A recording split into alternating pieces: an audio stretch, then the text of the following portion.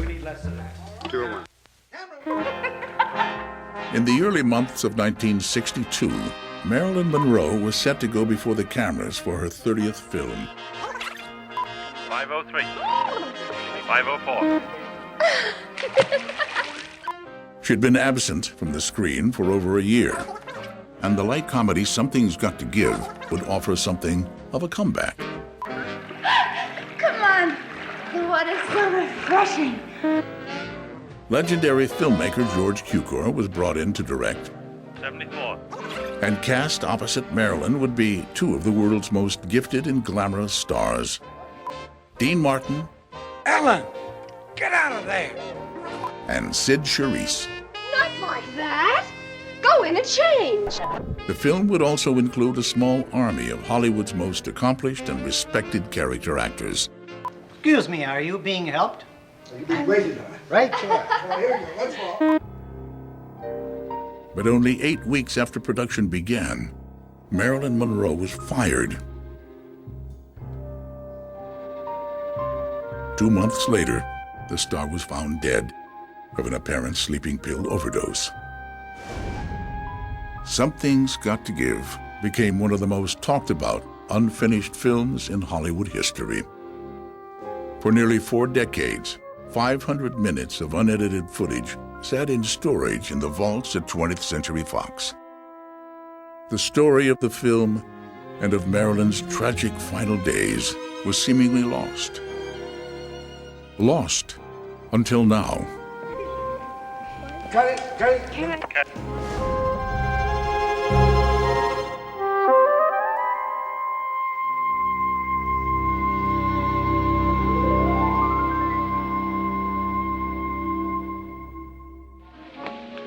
You see that man? That's Max Fabian, the producer. Now go and do yourself some good, Why do they always look like unhappy rabbits? because that's what they are. Now go and make him happy.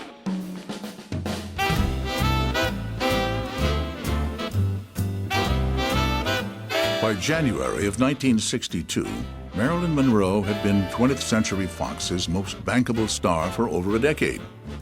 You can tell him for me, I think he's simply a doll. And I couldn't be crazy about these old Eastern customs. Her 20 pictures for the studio had grossed over $200 million at the box office, making Marilyn Fox's biggest commodity since Shirley Temple. But Monroe hadn't worked for her home studio in almost 2 years, and Fox was facing serious financial problems due to costly delays on the epic production of Cleopatra. The studio needed Marilyn back at work as soon as possible. To that end, they sent veteran producer David Brown to entice the star with a script for a light bedroom comedy entitled Something's Got to Give. Marilyn really didn't want to make Something's Got to Give. She was under a slave contract at that time to 20th Century Fox, having made films away from 20th Century Fox, and the studio was insisting that she live up to the contract, and this was given to her. Something's Got to Give was a modern remake of the 1940 screwball comedy My Favorite Wife, which had starred Cary Grant and Irene Dunne. Marilyn was to play a woman who returns home after 5 years stranded on a tropical island, only to find herself legally declared dead and her husband newly remarried. The film would be co-produced by 20th Century Fox and Marilyn Monroe Productions, a company set up in 1955 to give Marilyn more creative control over her projects. Is it true that you submitted a list of directors that you would work with?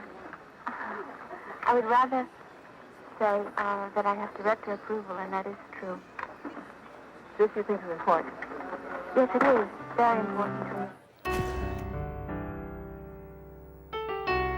In September 1961, Marilyn submitted a list of directors that she would agree to work with. It included some of the industry's most accomplished names, among them George Cukor. But after a difficult experience with her during the filming of the 1960 comedy Let's Make Love, Cukor expressed misgivings about working with Marilyn again. Ray, I've never been so humiliated in my life. The least you could have done is tell me who you are. Well, you know, the story in Hollywood is always that you owe somebody a picture. You got out of one, but then you have to do another or something. And I think it worked out that Fox suggested Cukor this picture, and he owed them a picture for something else. In January of 1962, Cukor reluctantly signed on to the film.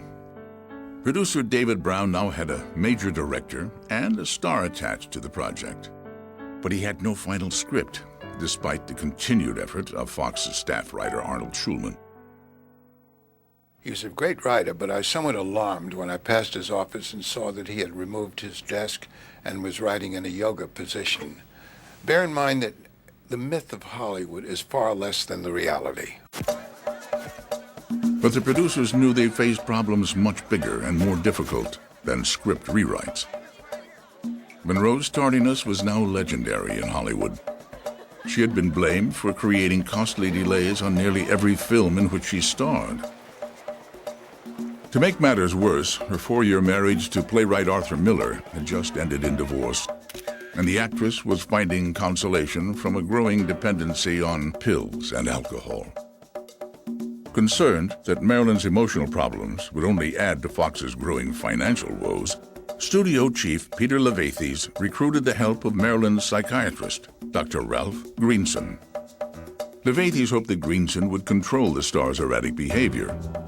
But what the doctor began controlling was Something's Got to Give. His first move was to push out David Brown in favor of his friend, producer Henry Weinstein. I got a call on a Sunday from the then heads of the studio. And they said, could I come and see him? And I went down there and they gave me the script of Something's Got to Give. And I was told not to say anything to anybody about it. I was told of my impending removal by my future partner and best friend, Richard Zanuck, who said I was in the elevator and this guy, Henry Weinstein, was carrying a script of Something's Got to Give. Watch your back. Well, I did, and there was an arrow in it. Director George Cukor was furious at David Brown's dismissal, and his resentment lingered as Henry Weinstein came on board. I did whatever Cukor didn't want to do, and I just did it. I thought he was, right from the beginning, difficult with the script and everything else. Two distinct centers of power began emerging on the set. One between Marilyn and Henry Weinstein, and the other between George Cukor and his associate producer and art director, Gene Allen. But both sides agreed on one thing: the script still needed work. Oscar winner Nunnally Johnson was brought in to complete a series of rewrites. Johnson had written How to Marry a Millionaire, which had been a great success for Fox and Marilyn. Do you know who I'd like to marry? Who? Rockefeller. Which one? I don't care.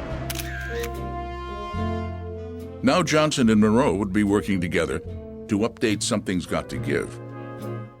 He said to her, now, Marilyn, wherever you think the line is out of character, put a cross. Where you think the line is not funny enough, put a double cross. Fine. I'll leave happy. I don't hear from him for a week. I call her analyst, Romy, and I said, what is the problem? And he said, why did Nunnally use the word double cross? I said, what do you mean?